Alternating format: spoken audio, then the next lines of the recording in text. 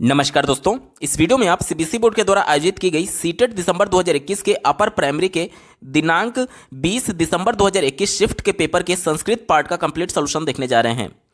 CBSE board के द्वारा CTET दिसंबर 2021 में पेपर 2 के लिए कुल 22 शिफ्टों में पेपर का आयोजन किया गया था, जिसमें से ये पहले शिफ्ट के संस्कृत पेपर को आप देख रहे हैं। अगर आप सभी सब्जेक्ट्स के सभी शिफ्टों के कंप्लीट पेपर सॉल्यूशन के साथ साथ प्राइमरी के सभी शिफ्टों के कंप्लीट पेपर सॉल्यूशन के अलावा सीटेट में पूछे जाने वाले सभी सब्जेक्ट्स के कंप्लीट पेडागोजी को डिटेल में देखना और समझना चाहते हैं तो इस वीडियो के बाद इस वीडियो का डिस्क्रिप्शन जरूर चेक करिएगा। और अगर आप चैनल पर पहली बार विजिट कर रहे हैं तो इसको सब्सक्राइब करते हुए बेल आइकन को जरूर प्रेस कर लीजिएगा सीटेट, यूपी टेट और सुपर टेट की बेहतरीन तरीके से तैयारी करने के संदर्भ में। चलिए दोस्तों, आज के इस महत्वपूर्ण वीडियो को शुरू करते हैं। दोस्तों, प्रश्न संख्या 121 से 128 तक दिए गए पैराग्राफ पर आधारित पूछा गया था। पैराग्राफ के प्रश्नों को सॉल्व करने की सबसे अच्छी विधि तो यह है कि सबसे पहले आप एक बार प्रश्नों पर नजर डाल लीजिए, उसके बाद जब आप पैराग्राफ पढ़ेंगे तो तुरंत आपको उसका उत्तर क्लिक करेगा। साथ ही 2 से 3 प्रश्न आपके ग्रामर बेस्ड क्वेश्चन पूछे जाते हैं, जिसको डायरेक्टली आप सॉल्व कर पाएंगे बिना पैराग्राफ को पढ़े ही, अगर आपके पास समय नहीं भी बचा है तो भी। यहां पर अगर मैं पूरे पैराग्राफ को पढ़ने लगूं तो बेवजह आपका हिंदी में कन्वर्ट करने के लिए समय व्यतीत होगा। इस वजह से डायरेक्टली हम लोग इस पैराग्राफ का थीम समझेंगे और उसके बाद से दिए गए प्रश्नों को देख करके इस पैराग्राफ में उत्तर ढूंढने की कोशिश करेंगे। मैं जल्दी से थीम बता देता हूं। इसमें एक शेर की कहानी दी गई जो कि बहुत निर्दयी था और जंगल के विभिन्न जानवरों को मार करके खा जाता था।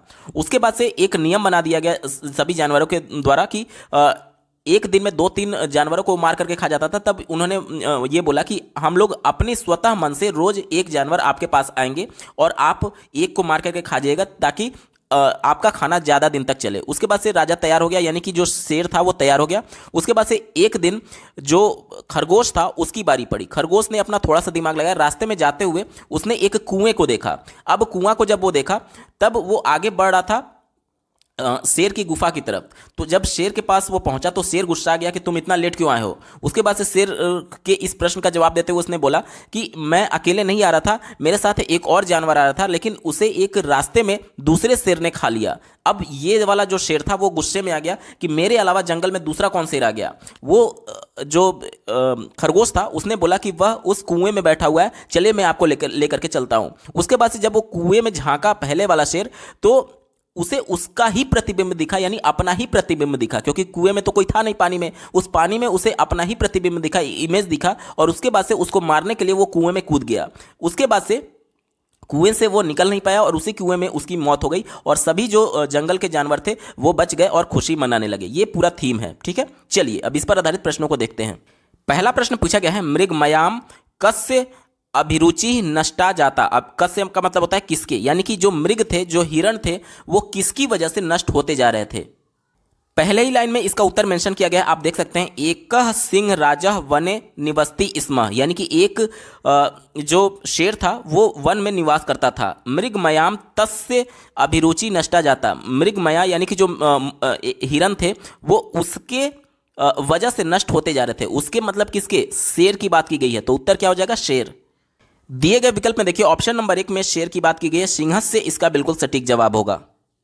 अगला प्रश्न पूछा गया है, शीघ्र इति पदस्य समनार्थकम पदम अस्मिन अनुच्छेदे चित्वा लिखत, यानी कि शीघ्र इस पद के समान अर्थ रखने वाला पद कौन सा है चारों में से, वो हमसे पूछा जा रहा है। चौथा दिया गया गच्छन, यानी कि इसका मतलब होता है जाना होता है। शीघ्र मतलब कि तुरंत की बात की जा रही है, ठीक है। पलायन मतलब कि एक जगह से दूसरी जगह जाना है, तो ये भी उत्तर नहीं होगा। विलंब मतलब देर से होता है। एक ही विकल्प बचा त्वरया। त्वरया का मतलब होता है शीघ्र, यानी कि जल्दी, ठीक है। ऑप्शन नंबर 1 यहां पर बिल्कुल एप्रोप्रिएट होगा। अगला प्रश्न पूछा गया था, इदानीम इति अर्थे का शब्द अस्मिन अनुच्छेदे प्रयुक्तः, यानी कि बोला जा रहा है कि इदानीम जो शब्द है इसके अर्थ के संदर्भ में अनुच्छेद में कौन सा शब्द प्रयोग किया गया है। तो इदानीम का मतलब होता है वर्तमान में, यानी अब, और जो अनुच्छेद में प्रयोग किया गया है वो अधुना किया गया है। अधुना का मतलब भी होता है वर्तमान में, यानी कि अभी, अब, ठीक है। ऑप्शन नंबर 3 सही जवाब है। अगला प्रश्न पूछा गया था, मनसी इति पदे का विभक्ति प्रयुक्ता, यानी कि मनसी शब्द में कौन सी विभक्ति प्रयुक्त की गई है। स्क्रीन पर आप मन का शब्द रूप देख सकते हैं। हमसे प्रश्न में मनसी की बात की गई थी, तो इसका विभक्ति क्या हो जाएगा, सप्तमी विभक्ति इसका बिल्कुल सटीक जवाब हो जाएगा। सप्तमी विभक्ति और एक वचन, चूंकि हमसे केवल विभक्ति पूछा गया था तो सप्तमी सही उत्तर है। दिए गए विकल्प में देखिए ऑप्शन नंबर 4 सप्तमी इसका बिल्कुल एप्रोप्रिएट जवाब होगा। अगला प्रश्न पूछा गया था, यावच्छ्यकत्या इति पदे संधि विच्छेदम कुरुत, यानी कि इस पद का संधि विच्छेद करिए। तो यहाँ पर देखिए बीच में आप देखेंगे आधा च और छ आया हुआ है, तो ये व्यंजन संधि का उदाहरण है। ये बनता कैसे, आधा त और तालव्य श मिलकर के ये आधा च और छ में कन्वर्ट हो जाता है। ठीक है, तो दिए गए विकल्प में देखिए किसमें आधा त और श तालव्य श दिया गया। देखिए इसमें च दिया गया तो ये उत्तर होगा नहीं, इसमें त दिया गया लेकिन छ दिया गया तो ये भी उत्तर नहीं होगा, इसमें द दिया गया तो उत्तर होगा नहीं। एक ही विकल्प बचा, इसमें देखिए त और तालव्य श दिया गया। विकल्प नंबर 4 बिल्कुल एप्रोप्रिएट जवाब हो जाएगा, संधि विच्छेद हो जाएगा, यावत धन शक्यत्या। अगला प्रश्न पूछा गया है तुष्टः इति पदे प्रयुक्तम कृदंत प्रत्ययम लिखत, यानी कि तुष्टः शब्द में कौन सा कृदंत प्रत्यय यूज किया गया, तो इसमें कता कृदंत प्रत्यय यूज किया गया। विकल्प नंबर 4 एप्रोप्रिएट है। अगला प्रश्न पूछा गया था गुहाम गच्छता केन एकः कूपः दृष्टः, यानी कि किसके गुफा की तरफ जाते हुए एक कुएं को देखा। तो मैंने आपको कहानी में बताया था कि जो खरगोश था वो शेर के गुफे की तरफ जा रहा था, तो बीच रास्ते में उसने एक कुआं देखा था। ठीक है, तो हमसे वही पूछा जा रहा है कि किसके गुफा की तरफ जाते हुए एक कुआं दिखा था। तो ये शेर के गुफा की तरफ जाते हुए, यानी कि ऑप्शन नंबर 1 देखिए सिंहेन इसका बिल्कुल सटीक जवाब होगा। इस पर आधारित जो अंतिम प्रश्न पूछा गया है कूपे सिंहेन किम दृष्टम, यानी कि कुएं में शेर ने क्या देखा, तो कुएं में शेर ने अपना खुद का प्रतिबिंब देखा था, यानी कि स्व प्रतिबिंबम इसका बिल्कुल सटीक जवाब हो जाएगा। दोस्तों प्रश्न संख्या 129 से 135 तक एक अन्य पैराग्राफ पर आधारित पूछा गया था, इसके भी जल्दी से थीम को समझ लेते हैं। देखिए एक बोला जा रहा है कि एक विद्यालय में 9वीं कक्षा में एक छात्र पढ़ता था जिसका नाम था आकिंचन। ठीक है, उसका नाम आकिंचन था और कक्षा में सभी सर्व संपन्न घर से थे, परंतु आकिंचन जो था वो एक गरीब परिवार से था। उसके जो पिता थे वो चतुर्थ श्रेणी के कर्मचारी थे। ठीक है, इस वजह से जो सभी संपन्न छात्रों को देख करके आकिंचन हमेशा हीन भावना का शिकार रहा करता था। ठीक है, आगे पढ़िए। उसने अपने उसको ये लगा कि सभी लोग इतने अमीर हैं, इतने धन्य परिवार से हैं, केवल मैं इतना अभावपूर्ण जीवन जी रहा हूँ। ठीक है, वो ये समझता था कि सबका जीवन पर्वत के समान ऊंचा है और मेरा जीवन धूल के समान निम्न है। ठीक है, उसके बाद से वो हमेशा चिंता में रहने लगा। तभी उसके कक्षा में एक वैभव नाम का लड़का पढ़ता था जो कि उसका सहपाठी था। उसने बोला, हे मित्र, किसे बोला, आकिंचन को बोला, कि जो बहुत गरीब था उसको बोला कि तुम मुझे गणित पढ़ा दोगे क्या, तुम शाम काल को मेरे घर पर आ सकते हो। तो इस पर आकिंचन ने वैभव का आमंत्रण स्वीकार कर लिया और शाम को उसके घर पर गया। वहाँ पर उसने वैभव से पूछा कि तुम्हारे माता पिता अनुपस्थित हैं, वो कहाँ हैं। तो वैभव ने जवाब दिया, उसको सूचित किया कि वो रात में लेट से आते हैं, दोनों घर पर बहुत लेट से आते हैं। तो इस पर वैभव विषादपूर्ण जीवन मतलब जो वैभव था वो अकेला जीवन व्यतीत कर रहा था, क्योंकि छोटे से उम्र में उसके माता पिता बहुत लेट आते थे, वो दोनों जॉब करते थे, इस वजह से। तो इसको देख करके आकिंचन को ये अवबोध हुआ, ये ज्ञान हुआ कि माता पिता के साथ रहना ही सबसे बड़ा जीवन का एक तरीके से वैभव है, सबसे बड़ा सुख है। पैसा कुछ नहीं होता है, वो उसको ज्ञात हुआ कि माता पिता के सानिध्य में रहना ही सबसे बड़ा वैभव है। ये पूरा थीम है। पहला प्रश्न पूछा गया था आकिंचन कस्मात गणितम पठितुम इच्छति, यानी कि आकिंचन से किसने गणित पढ़ने की इच्छा जताई, तो वैभव ने जताई थी। ऑप्शन नंबर 1 वैभवात इसका बिल्कुल सटीक जवाब होगा। अगला प्रश्न पूछा गया था वैभवः कस्या कक्षाया छात्रा आसीत्, यानी कि वैभव किस कक्षा का छात्र था। तो जो आकिंचन था वो 9वीं कक्षा में पढ़ता था और उसका सहपाठी था वैभव, यानी कि जब सहपाठी है तो उसी कक्षा में वो भी पढ़ेगा, यानी कि 9वीं कक्षा का भी छात्र हो जाएगा कौन, वैभव, यानी कि 9वीं कक्षाया इसका बिल्कुल सटीक जवाब होगा। अगला प्रश्न पूछा गया था अधस्तनेषु क्रियापदेषु द्विवचनम कस्या प्रयुक्तम, यानी कि दिए गए विकल्पों में से कौन सा ऐसा है जो कि क्रियापद में द्विवचन के रूप में प्रयुक्त किया गया है। ध्यान से समझिएगा, द्विवचन यानी कि दो लोगों की जहां पर बात होगी।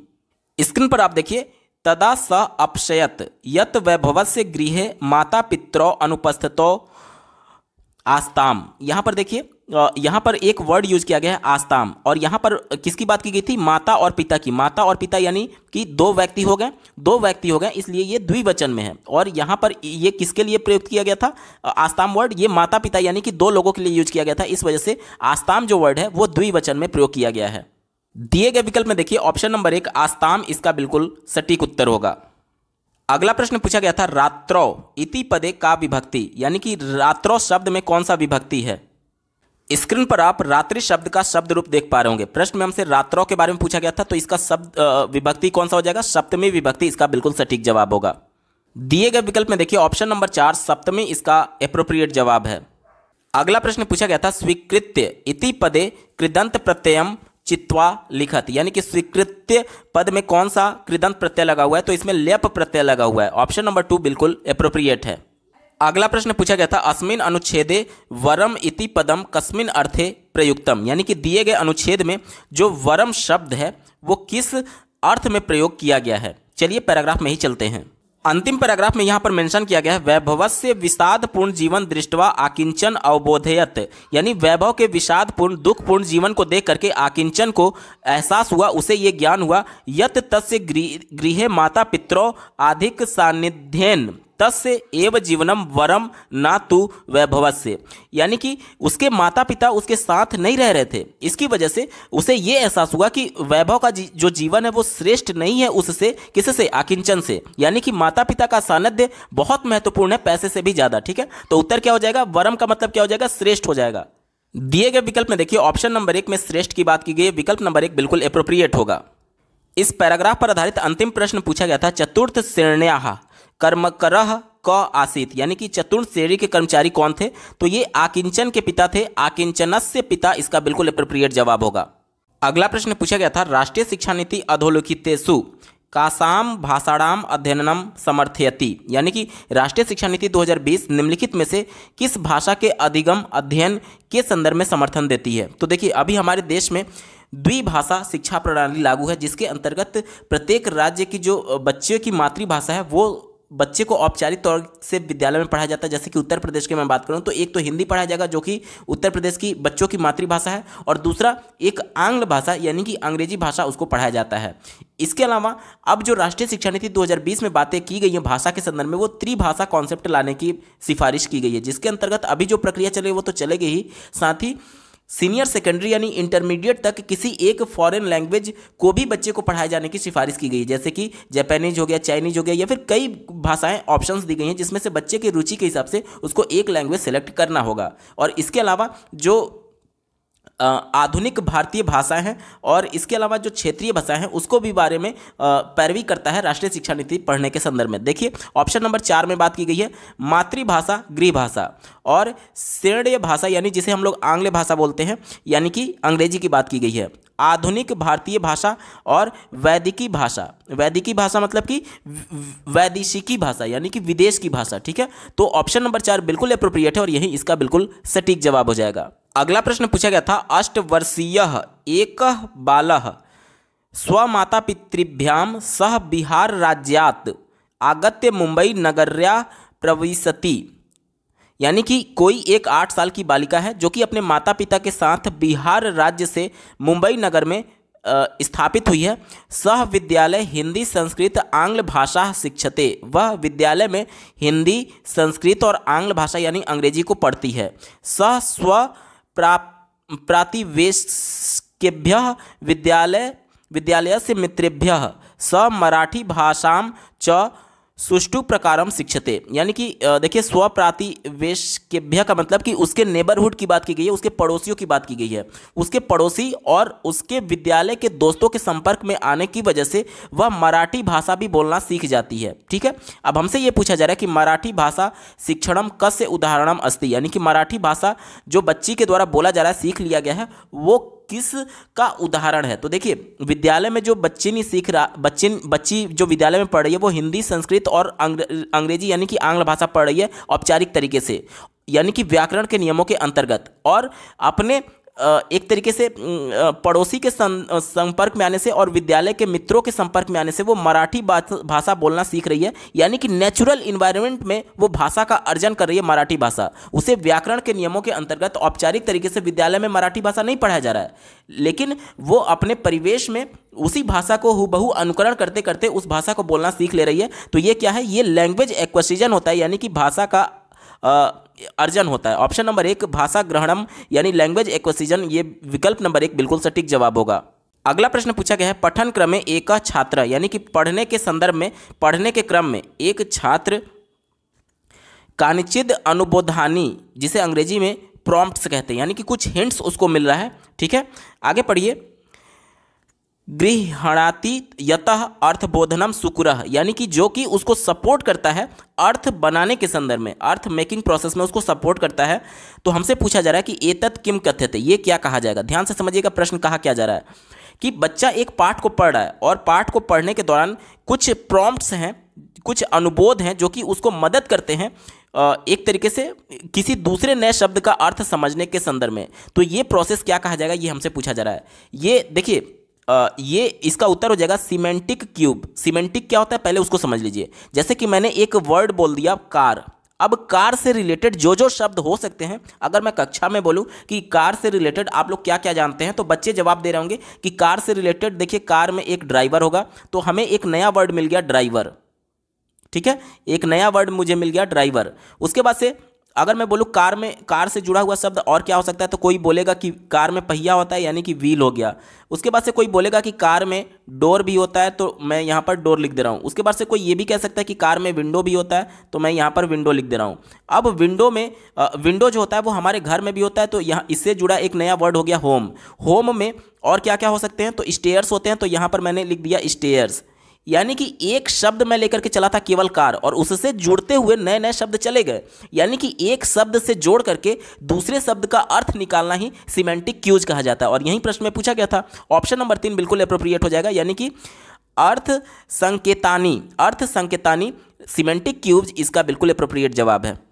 अगला प्रश्न पूछा गया था श्रवणस्य कस्यचिद प्रक्रियायाम मुख्य भाव ग्रहणम पूर्वानुमान करणम तथ्य निगमनम सारांश पादनम च समाविष्टा। यानी कि हमसे ये पूछा जा रहा है कि सुनने की प्रक्रिया के दौरान विभिन्न प्रक्रियाएं, जैसे कि मेन आइडिया निकालना, देखिए मेन आइडिया यानी कि मुख्य भाव के संदर्भ में कहा जा रहा है, मेन आइडिया निकालना, और एक तरीके से जो पूर्वानुमान हम लगा चुके हैं उसके आधार बनाते हुए नए तथ्यों को सीखना और उसका पूरा सारांश निकालना, ये समावेशित रूप में क्या कहा जाएगा। तो ध्यान से समझिएगा, इसे हम लोग टॉप डाउन लिसनिंग प्रोसेस बोलते हैं। इसका मतलब क्या हुआ, जैसे कि मान लीजिए मैं आपसे बोल रहा हूँ कि सीटेट की परीक्षा, तो सीटेट एक कॉन्सेप्ट हो गया, सीटेट एक कॉन्सेप्ट हो गया। ये अब ऊपर से नीचे हम लोग चल रहे हैं। सीटेट के बारे में आप क्या जानते हैं कि सीटेट में 2 पेपर होते हैं, पहला फर्स्ट पेपर और दूसरा सेकंड पेपर, पहला प्राइमरी और दूसरा अपर प्राइमरी के लिए। फर्स्ट पेपर में फिर 5 सेक्शंस बढ़ जाते हैं, 5 सेक्शन से प्रश्न पूछे जाते हैं, और अपर प्राइमरी में 4 सेक्शन से प्रश्न पूछे जाते हैं। उसके बाद से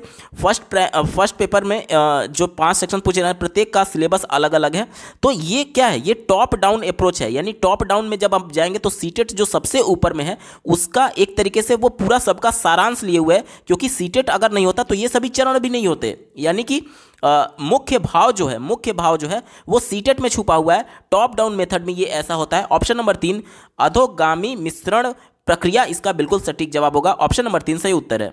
अगला प्रश्न पूछा गया है, यहाँ पर देखिए संज्ञा क्रिया। अब यहाँ पर देखिए 2 शब्द मिले हुए हैं, एक तो संज्ञा मिला हुआ है और दूसरा क्रिया मिला हुआ है, यानी कि नाउन और वर्ब की बात की गई है। ठीक है, उसके बाद से देखिए विशेषणम यानी एडजेक्टिव की बात की गई है, क्रिया विशेषणानी यानी कि एडवर्ब की बात की गई है। च कथम वर्गीकृतानि यानी कि ये सभी किस प्रकार से कैटेगराइज किए जा सकते हैं चारों विकल्पों में से। तो ये सभी शब्दों को हम लोग कंटेंट वर्ड बोलते हैं, यानी कि इसे संस्कृत में क्या बोलेंगे, विषय वस्तु परकाः शब्दः। यानी कि ऑप्शन नंबर 1 बिल्कुल एप्रोप्रिएट जवाब हो जाएगा, क्योंकि यही सब शब्दों को मिला करके कंटेंट तैयार किया जाता है। यानी कि जो भी आपके पाठ्य पुस्तक में कंटेंट दिया गया है उसमें संज्ञा होगा ही होगा, क्रिया होगा ही होगा, विशेषण होगा ही होगा, एडवर्ब होगा ही होगा। यानी ऑप्शन नंबर 1 एप्रोप्रिएट है और यही इसका सटीक जवाब होगा। अगला प्रश्न पूछा गया है रूप विषयक ज्ञानम। रूप मतलब कि एक तरीके से फॉर्म की बात की गई है, यानी कि जो हमारे एक तरीके से जो स्ट्रक्चर होता है, लैंग्वेज का जो स्ट्रक्चर होता है उसकी बात की गई है। ठीक है, रूप विषय ज्ञानम वर्णनम सीमित यानी कि सीमित मात्रा में वर्णन करने की बात की जा रही है, यानी कि लिमिटेड प्रैक्टिस की बात की जा रही है। अभ्यासे तस्य प्रयोगम किम कथ्यते, यानी कि देखिए जब हम लोग कक्षा में पढ़ा रहे होते हैं तो उसको व्याख्या करके अच्छी तरीके से चीज़ों को इलेबोरेट करते हैं। जैसे प्राइमरी स्तर का बच्चा है तो जाहिर सी बात है आप उसको केवल आ करके कक्षा में नहीं बता देंगे। अपर प्राइमरी का है तो भी उसको गतिविधि के माध्यम से, खेल के माध्यम से उसकी पहले रुचि को, इंटरेस्ट को अपने कॉन्सेप्ट पर, अपने संप्रत्यय पर लाने की कोशिश करेंगे, ताकि बच्चा उसमें एक तरीके से सहभागिता दिखाए। ठीक है। तो लेकिन यहां पर प्रश्न में क्या कहा जा रहा है कि यहां पर देखिए वर्णन सीमित, यानी कि बिल्कुल कम तरीके से सीमित किया गया, बिल्कुल कम तरीके से व्याख्या किया गया, बच्चों की सहभागिता कम है। एक तरीके से सिर्फ इंफॉर्मेशन देने की बात की जा रही है। जिस प्रकार से हायर क्लासेज में क्या होता है कि बच्चे को आकर के लेक्चर दे दिया जाता है, बच्चा पढ़ रहा है नहीं पढ़ रहा है, उसकी सहभागिता है नहीं, उससे कोई मतलब नहीं होता है। वही बात यहां पर कहा जा रहा है कि बच्चों को जो विषय के संदर्भ में स्ट्रक्चर बताया जा रहा है उसको बहुत कम वर्णन किया जा रहा है, बहुत कम, एक तरीके से बच्चों की सहभागिता बिल्कुल कम है, और इस प्रकार से उसका एक तरीके से प्रैक्टिस कराया जा रहा है। तो यह क्या कहा जाएगा, तो इसे हम लोग डिक्लेरेटिव नॉलेज कहते हैं। डिक्लेरेटिव मतलब कि सूचना को बस बोल देना, डिक्लेयर कर देना। अब बच्चे सहभागिता है नहीं है या नहीं है उससे कोई मतलब नहीं है, सिर्फ एज ए टीचर आप आकर के कक्षा में डिक्लेयर कर दिए कि हाँ ये इंफॉर्मेशन था, आप ये सूचना प्रेषित कर दिए। बच्चा समझ रहा है नहीं समझ रहा है उससे कोई मतलब नहीं है, ठीक है। यानी कि सीमित तरीके से आप उसको रिप्रेजेंट कर रहे हैं। ऑप्शन नंबर 2 घोषणात्मकम ज्ञानम इसका बिल्कुल एप्रोप्रिएट जवाब होगा। अगला प्रश्न पूछा गया है प्रकृत भाषायाः संदर्भे पाठ सृजनम किम कथ्यते, यानी कि नेचुरल लैंग्वेज में भाषा का जो सृजन है, पाठ का जो सृजन है उसे क्या कहा जाएगा, तो इसे प्रमाणिक पाठ कहा जाता है। ऑप्शन नंबर 4 बिल्कुल एप्रोप्रिएट हो जाएगा। देखिए प्रकृत भाषाया संदर्भे पाठ सृजनम किम कथ्यते, इसे अगर अंग्रेजी में मैं बोलूं तो ये हो जाएगा कि origin of the text from context in natural language non is, तो ये एक ऑथेंटिक टेक्स्ट के रूप में जाना जाता है। विकल्प नंबर 4 सही जवाब होगा। अगला प्रश्न पूछा गया था अधोलिखितेषु भाषा आकलन विषय कह समचीना, यानी कि दिए गए विकल्पों में से निम्नलिखित में से कौन सा भाषा के आकलन के संदर्भ में सही है, ये हमसे पूछा जा रहा है। तो देखिए भाषा का आकलन किया कैसे जाता है, बच्चा कितना प्रोफिशिएंट है, भाषा में कितना दक्षता हासिल किया हुआ है, कितना वो नेचुरल वे में कम्युनिकेट कर पा रहा है दूसरे से, इसी के माध्यम से बच्चे का भाषा का आकलन किया जाता है। इसी को ध्यान में रखकर के उत्तर ढूंढेंगे। चलिए पहले विकल्प से शुरुआत करते हैं। कहा जा रहा है कि विद्यार्थिना उपलब्धि, यानी कि बालक की उपलब्धि क्या है उसके माध्यम से भाषा का आकलन करने के लिए कहा जा रहा है। तो ये विकल्प निगेटिव है। क्यों? क्योंकि हो सकता है कि कोई बहुत अच्छा रिजल्ट परफॉर्म किया हो, बावजूद इसके हो सकता है कि वो अच्छा कम्युनिकेटर ना हो, यानी कि भाषा का आकलन उसके उपलब्धि से हम लोग नहीं लगा सकते। इस वजह से ये निगेटिव था, हमारा उत्तर नहीं होगा। दूसरा देखिए विद्यार्थिनाम व्याकरण ज्ञान से आकलम, केवल व्याकरण का ज्ञान जानना ही भाषा का आकलन नहीं है, क्योंकि भाषा का प्रयोग, भाषा हम लोग क्यों पढ़ रहे हैं, लैंग्वेज पढ़ाने का मेन उद्देश्य ये होता है कि बच्चा जब विद्यालय के जीवन से निकल करके बाहरी जीवन में जाएगा तो अपने आप को उस पर्टिकुलर भाषा में कम्युनिकेट कर पाए, अपने भावनाओं को अभिव्यक्त कर पाए। केवल व्याकरण जान लेने मात्र से और भाषा का प्रयोग ना करना अगर बच्चे को आए तो इसे हम लोग उचित नहीं मानते हैं। क्यों नहीं मानते हैं? क्योंकि बच्चे को भाषा इसीलिए सिखाया जाता है ताकि वह उस भाषा का प्रयोग करे अपने आप को अभिव्यक्त करने के संदर्भ में। अब बच्चा केवल व्याकरण जान रहा है, वो अपने आप को अभिव्यक्त नहीं कर पा रहा है, इसलिए व्याकरण का जो ज्ञान है वो भाषा के आकलन के विषय में सही नहीं है। हमारा उत्तर नहीं होगा क्योंकि निगेटिव सेंस में था।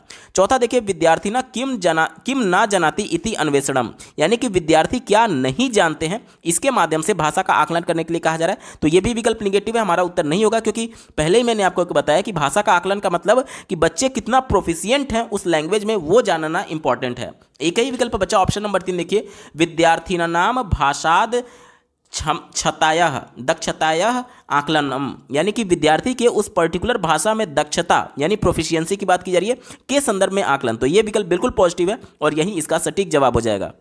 अगला प्रश्न पूछा गया था भाषा कक्षायाम त्रुटिनाम विषय अधोलिखितेषु किम समचीनम, यानी कि भाषा की कक्षा में बच्चों के द्वारा की जा रही त्रुटियों के विषय में निम्नलिखित में से कौन सा कथन सही है। ठीक है, चलिए चौथे विकल्प से शुरुआत करेंगे। कहा जा रहा है कि त्रुटियः द्वितीय भाषायाम प्रथम भाषायाः हस्तक्षेप संकेतम, यानी कि बच्चों के द्वारा की जा रही गलतियां ये इंडिकेट करती है कि जो प्रथम भाषा है, जो बच्चे की फर्स्ट लैंग्वेज है यानी जो मदर टंग है, वो द्वितीय भाषा सीखने में हस्तक्षेप यानी कि एक तरीके से उसको प्रभावित कर रही है, सीखना उसको प्रभावित कर रही है। तो ये विकल्प निगेटिव है, हमारा उत्तर नहीं होगा। कैसे? जैसे देखिए मैं आपको संस्कृत लैंग्वेज पढ़ा रहा हूँ, लेकिन संस्कृत को मैं आपको हिंदी में समझाने की कोशिश कर रहा हूँ। हिंदी आपकी मदर टंग हो सकती है, इसलिए आपको बेहतर तरीके से संस्कृत समझ में आ रहा होगा। यानी कि जो आपकी मदर टंग है वो टारगेट लैंग्वेज चाहे इंग्लिश संस्कृत जो भी हो उसको सीखने में मदद करती है, ना कि आपको रोकती है। रुकावट नहीं होता है, बाधा नहीं होती है, बल्कि वो मदद करती है। और ये विकल्प क्या कह रहा था कि हस्तक्षेप करती है, यानी कि रुकावट होती है, बाधा उत्पन्न करती है, इस वजह से निगेटिव था,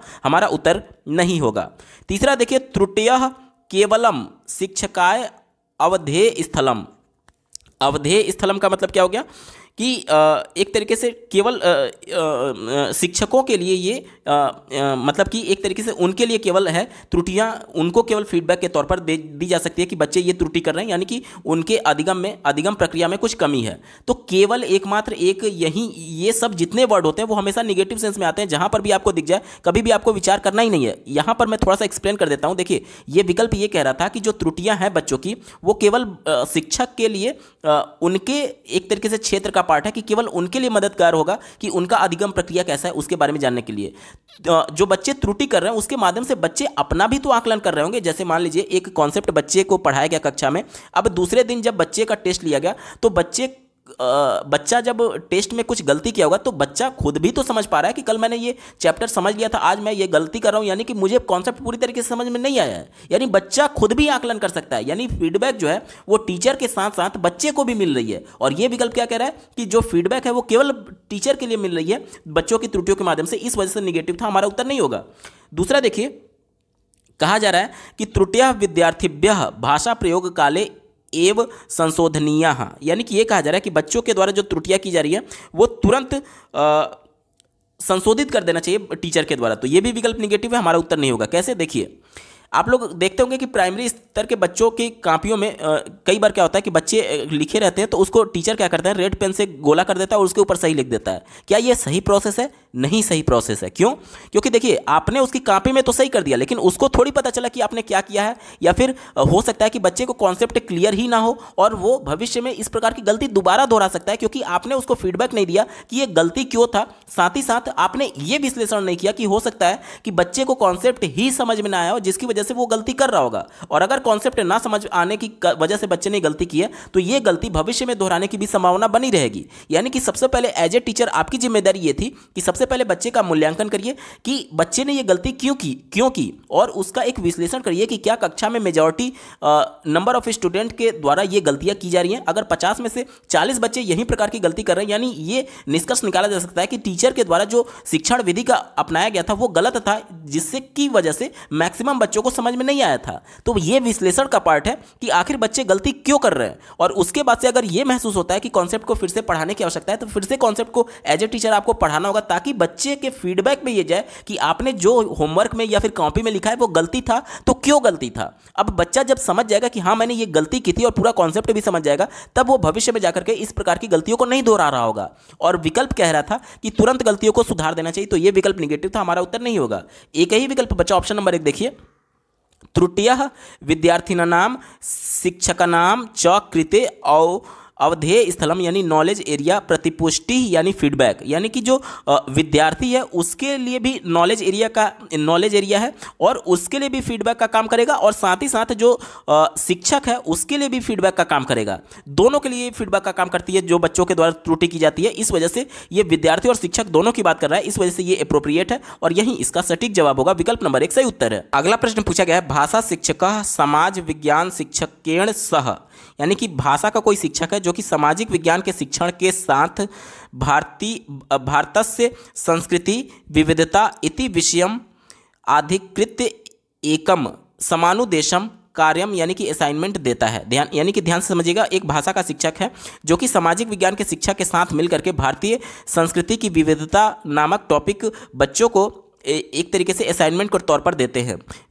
विद्यार्थिभ्यः अपेक्षता यत प्रतिवेदन लेखनाय तदाधारितम चित्रम, पोस्टर की बात की गई, निर्मातुम तय सामाजिक विज्ञान पुस्तकानि इतिहास भूगोल संस्कृति राजनीति शास्त्र संबंधानि अन्य पुस्तकानि लेखनानि च अनुशीलन करणीयानि, यानी कि बालकों के द्वारा जो ये टॉपिक दिया गया है भारतीय संस्कृति पर विविधता पर लिखने के लिए, उसके संदर्भ में चूंकि ये सामाजिक विज्ञान का भी पार्ट था, इसलिए बच्चों ने सामाजिक विज्ञान की पुस्तक, इसके अलावा इतिहास भूगोल संस्कृति और राजनीति शास्त्र से संबंधित पुस्तकों से हेल्प लिया। आगे पढ़िए, भाषा शिक्षण से एतादृशी प्रक्रिया का कथ्यते, यानी कि भाषा शिक्षण के संदर्भ में ये प्रक्रिया क्या कही जाएगी हमसे पूछा जा रहा है।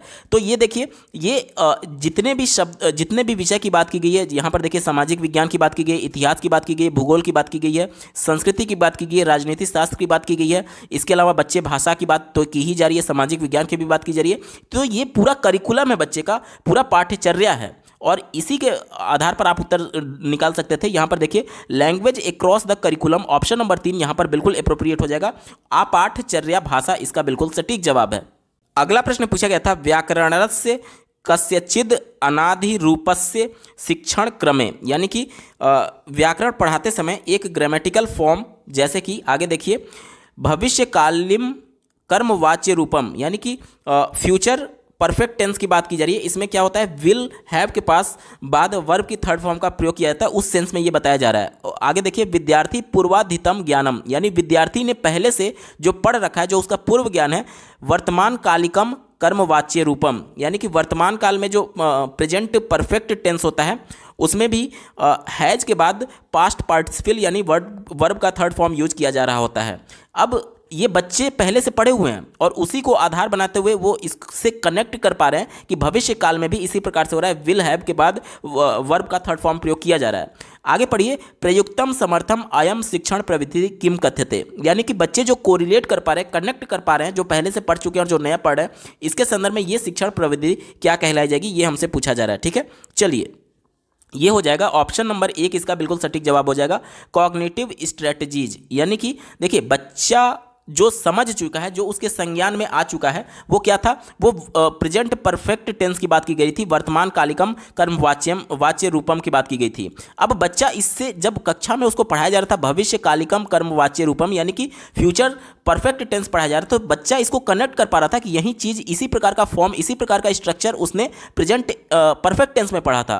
तो बच्चे का जो पहले से संज्ञान में है उससे जोड़ करके बच्चा देख पा रहा है, तो इसे हम लोग कॉग्निटिव स्ट्रेटजी कहते हैं। ऑप्शन नंबर 1 संज्ञानात्मकम प्रविधि इसका बिल्कुल सटीक जवाब है। अगला प्रश्न पूछा गया था सीमित अवबोधन बलेन विद्यार्थी पाठम पठितुम शक्नोति।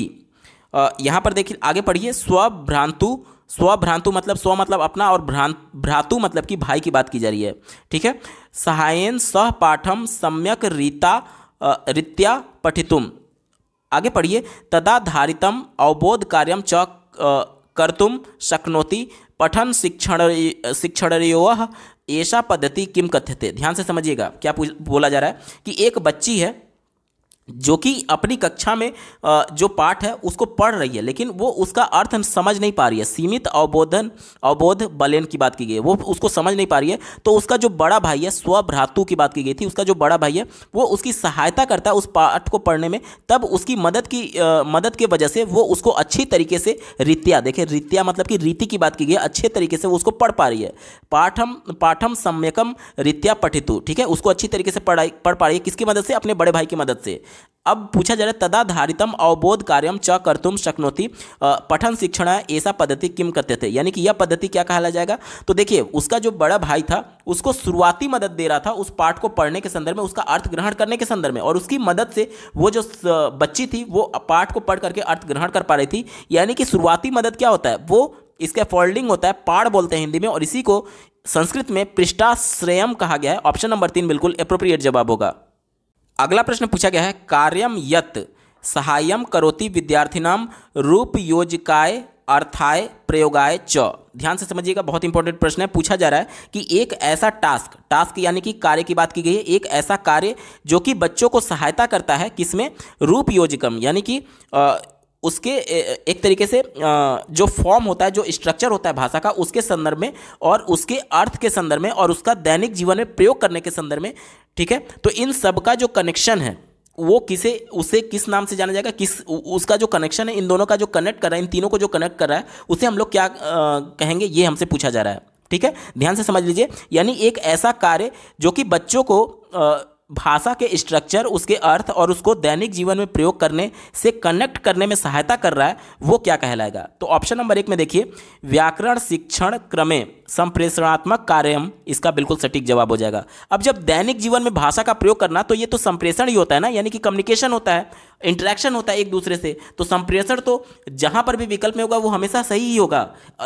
केवल ऑप्शन नंबर 1 में संप्रेषण कम्युनिकेशन की बात की गई, इंटरेक्शन की बात की गई है, इस वजह से ऑप्शन नंबर 1 सही जवाब होगा। और कैसे, ये और ज़्यादा मैं आपको एक्सप्लेन कर रहा हूँ। देखिए, बोला गया था कि स्ट्रक्चर को समझने में और भाषा के अर्थ को समझने में। अब देखिए, दैनिक जीवन में जो हम लोग भाषा का प्रयोग कर रहे होते हैं वो क्या होता है, जो औपचारिक तरीके से बच्चा भाषा को सीख रहा होता है, व्याकरण के अंतर्गत जो भाषा को सीख रहा होता है, धीरे धीरे व्याकरण के वो नियम अपने दैनिक जीवन में प्रयोग करने में भी वो इस्तेमाल करने लगता है। यही बात बोला गया था कि बच्चा जो कुछ कक्षा में सीख रहा है, स्ट्रक्चर जो सीख रहा है, उसका अर्थ और उसका दैनिक जीवन में प्रयोग, ये क्या कहलाया जाएगा? तो ऑप्शन नंबर 1 व्याकरण शिक्षण क्रमे संप्रेषणात्मक कार्यम इसका बिल्कुल एप्रोप्रिएट जवाब हो जाएगा। यानी व्याकरण के शिक्षण के दौरान सीखते समय संप्रेषणात्मक यानी कि दैनिक जीवन में जो बच्चा बोल रहा है उसमें उसका यूज करना, उसका अर्थ समझ करके ऑप्शन नंबर 1 एप्रोप्रिएट है।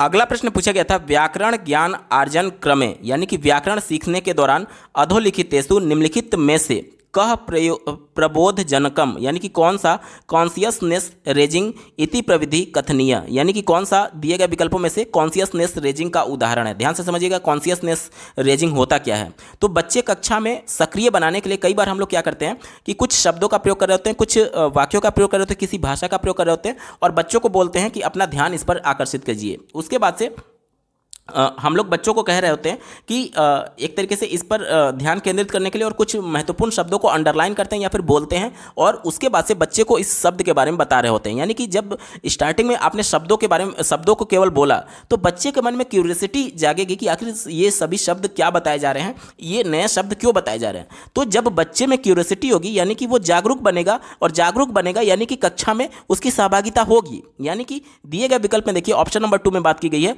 व्याकरण भाषात तत्वानि विशिष्ट संदर्भे उपस्थवयानि येषाम् अवलोकनाय प्रयोग च छात्रेषु सामर्थ्य निर्माणम अग्रिम काले एतेषां तत्वां संरचनां प्रति तेषां ध्यान आकर्षणम। देखिए, ध्यान के आकर्षण की बात की गई थी और ध्यान जब बच्चे लगाएंगे तभी तो कॉन्शियसनेस आएगी यानी कि जागरूक बनेंगे। ऑप्शन नंबर 2 बिल्कुल एप्रोप्रिएट है और यही इसका सटीक जवाब होगा।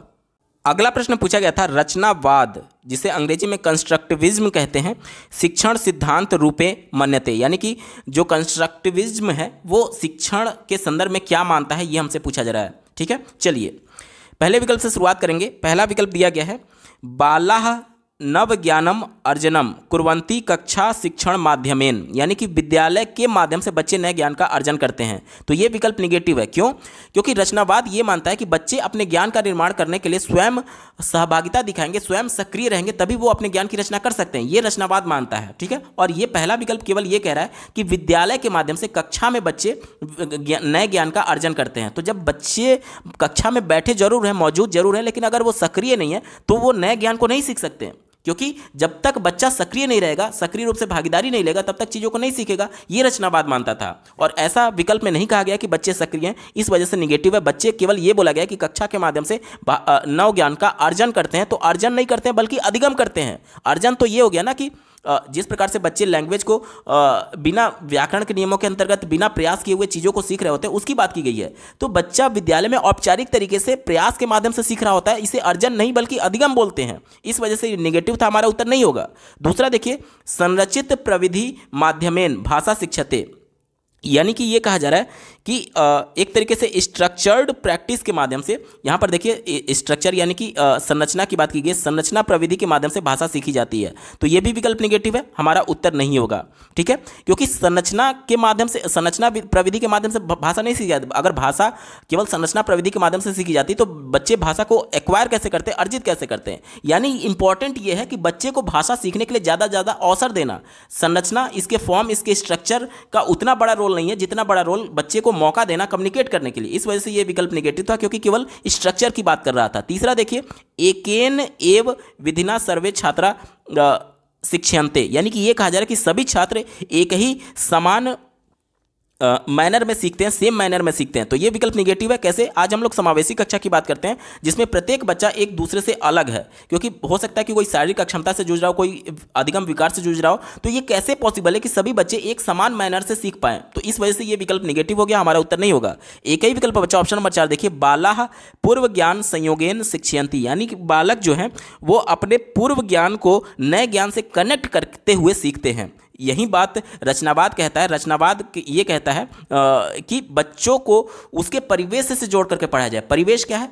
परिवेश में जो कुछ भी बच्चा मूर्त अवस्था में देखा है वो उसका पूर्व ज्ञान हो गया, यानी अनुभव हो गया। अब उस पूर्व ज्ञान, उस अनुभव को आधार बनाते हुए बच्चे को विद्यालय में नई शिक्षा दी जाती है, नई शिक्षा से जोड़ा जाता है। यह विकल्प बिल्कुल एप्रोप्रिएट है और यही इसका सटीक जवाब होगा। दोस्तों, ये पेपर पूरा सॉल्व हो चुका है। आपको ये वीडियो कैसा लगा कमेंट के माध्यम से जरूर बताइएगा, क्योंकि आपका एक कमेंट मुझे मोटिवेट करेगा ऐसे ही महत्वपूर्ण वीडियो लाने के संदर्भ में। अगर आप सीटेट दिसंबर 2021 के अपर प्राइमरी के साथ साथ प्राइमरी के सभी शिफ्टों के कंप्लीट पेपर सॉल्यूशन को डिटेल में देखना चाहते हैं, इसके अलावा सीटेट में पूछे जाने वाले सभी सब्जेक्ट्स के कंप्लीट पेडागोजी को डिटेल में पढ़ना चाहते हैं, तो इस वीडियो के बाद इस वीडियो का डिस्क्रिप्शन जरूर चेक करिएगा। और अगर आप चैनल पर पहली बार विजिट कर रहे हैं तो इसको सब्सक्राइब करते हुए बेल आइकन को जरूर प्रेस कर लीजिएगा, सीटेट, यूपी टेट और सुपर टेट की बेहतरीन तरीके से तैयारी करने के संदर्भ में। इस वीडियो को देखने के लिए आपका बहुत बहुत धन्यवाद। भगवान करे आपका दिन शुभ हो।